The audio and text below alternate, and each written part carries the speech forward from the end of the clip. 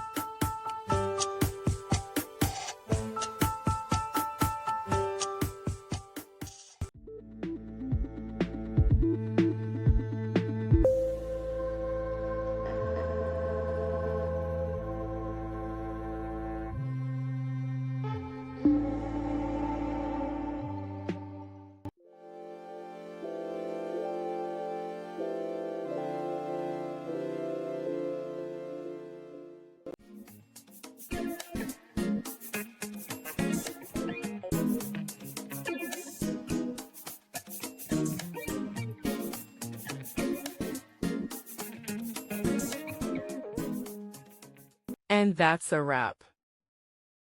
I hope you found the answer you were looking for. If you did, take a second to hit that subscribe button. It really helps out. And let me know in the comments which solution worked best for you. See you next time in the debug zone.